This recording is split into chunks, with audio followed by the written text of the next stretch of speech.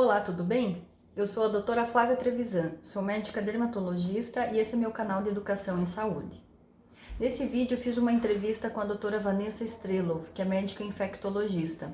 Acompanhe até o final e não perca a nossa conversa sobre coronavírus, com muitos mitos e verdades sobre as formas de prevenção.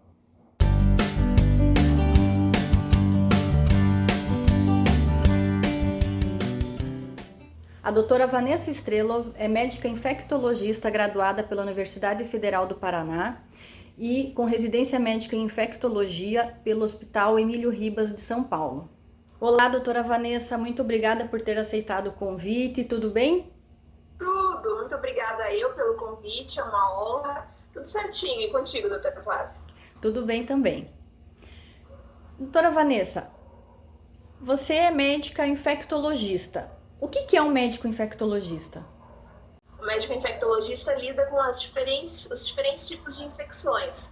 Então, a gente lida com vários agentes infecciosos, como os vírus, as bactérias, os protozoários, os fungos, e o que esses agentes causam no organismo. Então, a gente trabalha com vários órgãos, vários sistemas, e a repercussão de agentes infecciosos sobre eles. E o que precisa fazer para quem quer ser médico infectologista? Primeiro tem que fazer faculdade de medicina e depois tem que fazer residência em infectologia. Isso vai mais ou menos quanto tempo? Como a infectologia é uma residência de acesso direto, são 3 anos. E a faculdade de medicina, que é comum para todas as áreas, mais 6 anos. Então, no mínimo, 9 anos de formação. Então, são 9 anos de estudo e mais o que continua depois do E o resto da residente. vida também, né? Para a gente se manter sempre atualizado.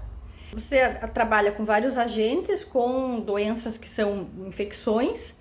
Explica melhor um pouco para nós o que é uma infecção.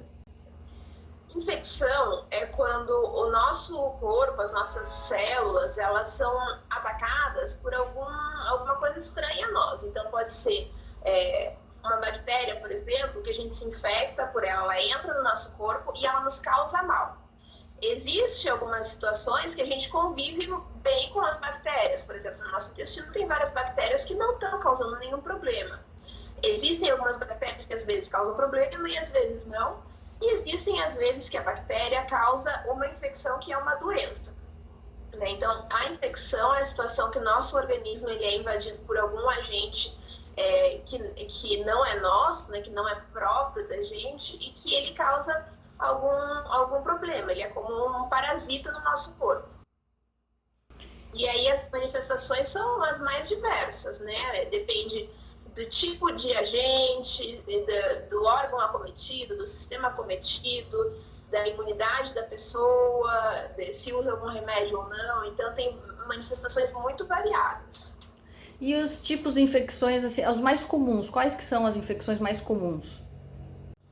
As infecções mais comuns, vou separar de acordo com o agente e também de acordo com a manifestação. Então, os agentes mais comuns são vírus que podem fazer infecções respiratórias, infecções das vias aéreas, infecções gastrointestinais, como uma gastroenterite, por exemplo.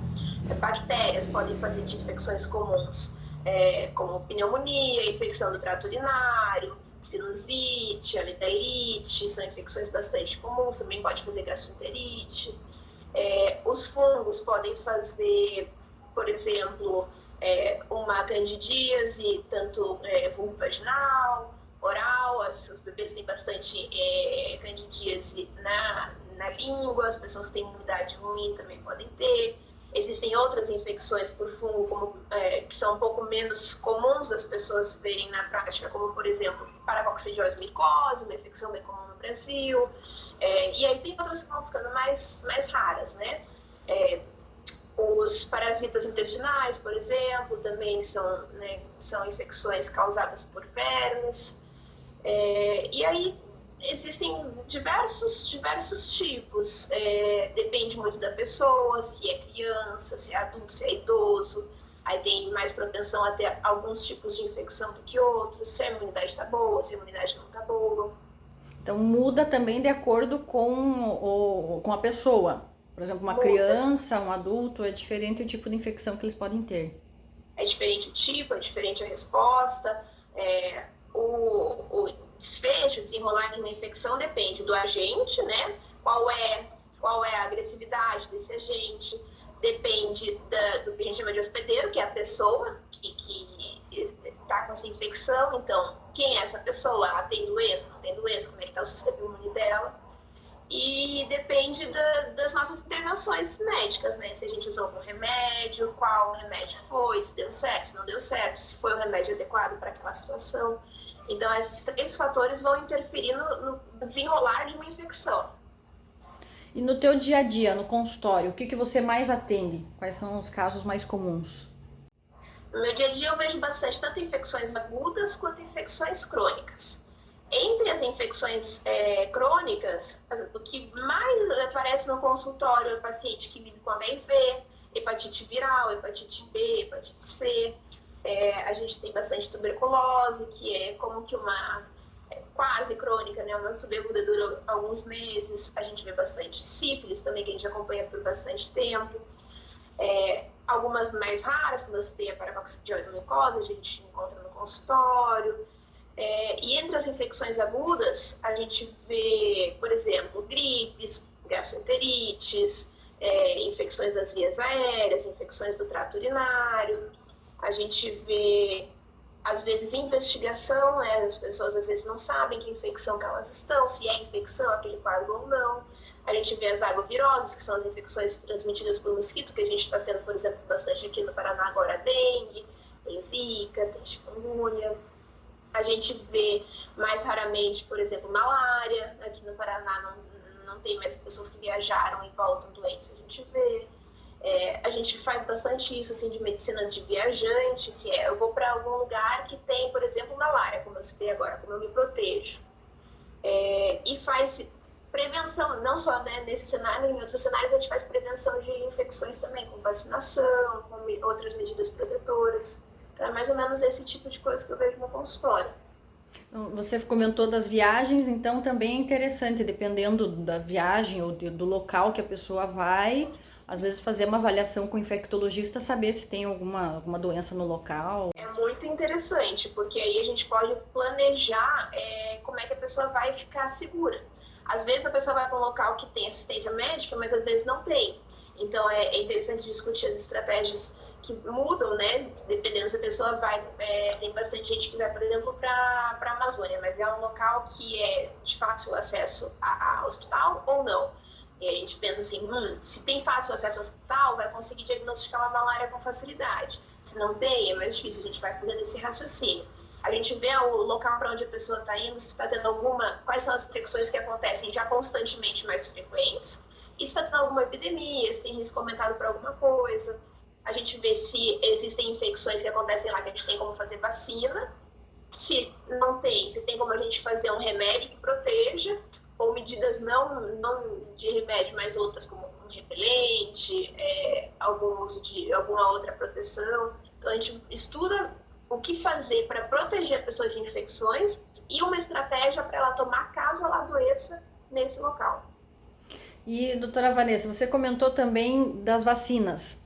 Agora, perto do período, está começando a campanha de vacinação para gripe, um pouco antes do inverno já começa essa campanha. Você já tomou vacina da gripe? Eu já tomei a minha, acho que faz uma semana já, quando começou a campanha aqui. A campanha atualmente pela rede pública é para idosos e profissionais de saúde nesse primeiro momento. Então, como profissional de saúde, já tomei no hospital, já estou protegida. E como que a vacina funciona? A vacina a ideia da vacina é proteger a pessoa que ainda não está doente, ou seja, não é um tratamento, ela é uma prevenção. A vacina usa algumas substâncias para ensinar o nosso corpo como reagir se ele estiver diante do agente verdadeiro.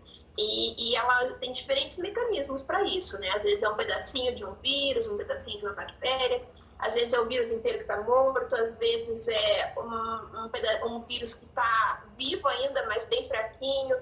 Então, os mecanismos são vários, mas a intenção é sempre ensinar o nosso sistema imune como se proteger se encontrar esse agente de verdade. Então, ele apresenta como que é esse agente de uma maneira que não nos faça mal, para que a gente comece já a produzir anticorpos, coisa que aconteceria se a gente ficasse doente, mas ia demorar mais essa resposta, para aí quando encontrar o agente de verdade, por exemplo, né, eu tomei a vacina da gripe, para quando encontrar o vírus influenza de verdade, meu sistema imune falar, esse daqui eu conheço, esse daqui eu tenho esses anticorpos, vão lá os anticorpos, vão as células da imunidade que cuidam disso, e eu não chegue a adoecer. Então esse é o racional da vacina. Aí o mecanismo que elas atuam tem vários mesmo, depende do tipo de vacina.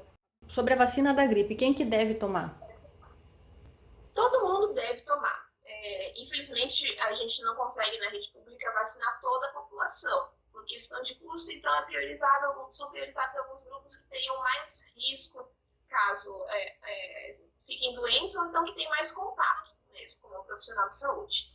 Mas se a pessoa tiver condições e não tiver nesses grupos prioritários pelo Ministério da Saúde, vale a pena também fazer a vacina paga, né? Então, não é ruim para ninguém, é indicado para todo mundo, evitar a infecção é indicado para todo mundo.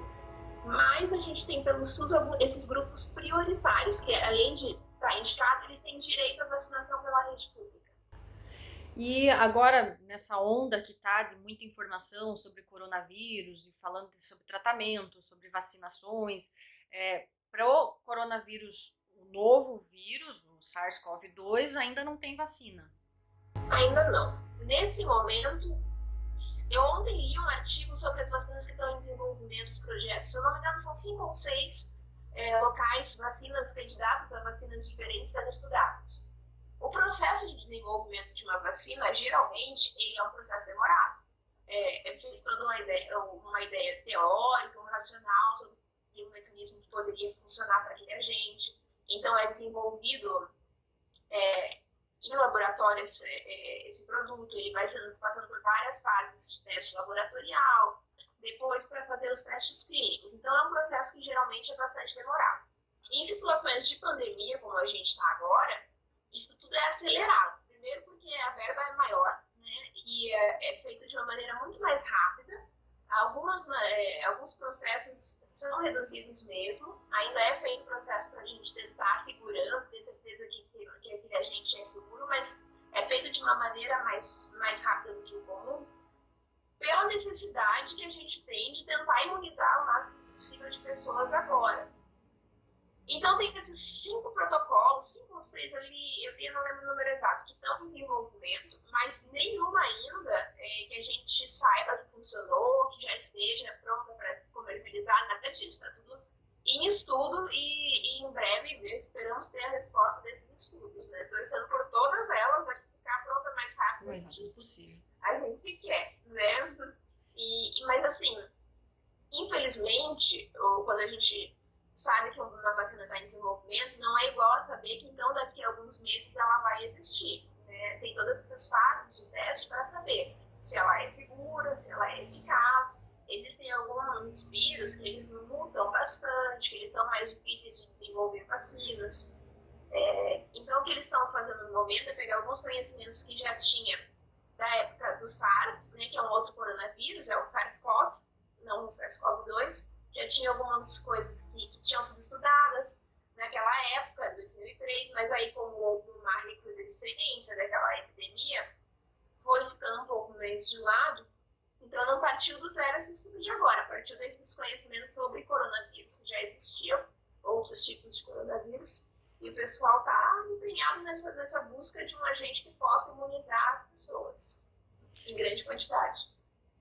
Então, enquanto a gente não tem essa forma de prevenção, né, a vacina para prevenir de contrair, a gente está vendo muita informação, recebendo muitas orientações de como prevenir para não pegar coronavírus e outras doenças respiratórias, até mesmo a gripe. Mas eu recebi algumas mensagens perguntando, e às vezes amigos, familiares que perguntam sobre dicas de prevenção. Então eu queria aproveitar seu conhecimento, sua participação aqui no vídeo para tirar umas dúvidas e para ver se essas sugestões são válidas ou não. Então, uma das coisas que mandaram é limão com mel. Ajuda na prevenção? Não, o limão com mel pode ser gostoso, o limão faz bem, o mel também pode fazer bem, mas não tem nada que nos garanta a prevenção contra o coronavírus ou qualquer outro vírus. Não tem nada, não, nenhuma comprovação, nenhum estudo que nos diga isso. Vitamina C.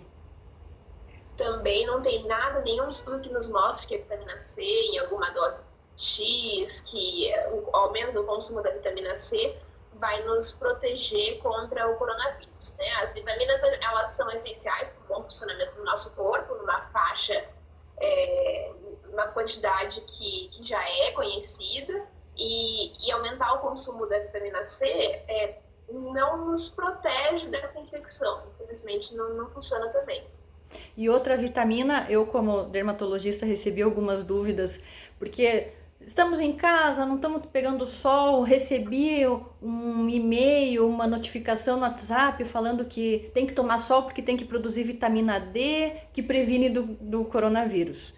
Eu, como dermatologista, eu falo que não precisa você ficar lá cozinhando no sol, não tem porquê, mas pela vitamina D, tomar vitamina D, tomar doses mais altas de vitamina D ajudaria? Tem alguma pesquisa sobre isso? Eu sei que tem uma pesquisa sendo desenvolvida. A vitamina D, ela é pesquisada em vários cenários, né? Não só no cenário de saúde óssea. Então, eu sei que existe uma pesquisa em andamento estudando a vitamina D, mas até o momento a gente não tem nenhuma evidência de que seja uma solução, que faça uma prevenção. Então, vamos aguardar esses resultados, mas até o momento, não. A gente não pode falar isso. A vitamina D é importante para o nosso corpo, né? Mas nada que a gente saiba que ela proteja contra o coronavírus. Dúvida de alguns amigos que acharam muito cômodo, muito assim, gostaram da sugestão. Vodka e cachaça. O álcool é para passar na mão. Tomar ele não vai nos proteger. Não vai. Pode ser interessante para passar o tempo da quarentena, mas não vai nos proteger contra a infecção pelo coronavírus. Só nem para passar na mão, porque é 40%, né? Os destilados, nem para nos ajudar. Um absinto, talvez, passando na mão. Um absinto talvez ajudasse a limpar a mão. Mas não vai ser isso, infelizmente, que vai nos tirar do risco de infecção pelo coronavírus. E gargarejo com água com sal, salmoura, fazer gargarejo? Não tem nenhuma evidência que proteja nem contra a Covid-19, nem contra qualquer outra infecção. Nem dor de garganta, nem para tratamento, né? Nem para tratamento. É um remédio caseiro, mas a gente não tem nenhuma evidência que isso resolva nem para prevenção, nem para tratamento de nenhuma infecção viral. Então, vou deixar nos comentários ali o endereço do site da doutora Vanessa, se alguém precisar de consulta, quiser conversar com ela. E uma grande sugestão, sigam o canal dela do YouTube, é super legal, eu sempre vejo os vídeos, eu gosto bastante. Ela sempre falando super bem, explicando temas muito relevantes, não só sobre coronavírus, temas diversos. E sempre tem live no Instagram, doutora Vanessa, que eu adoro também, lives muito boas.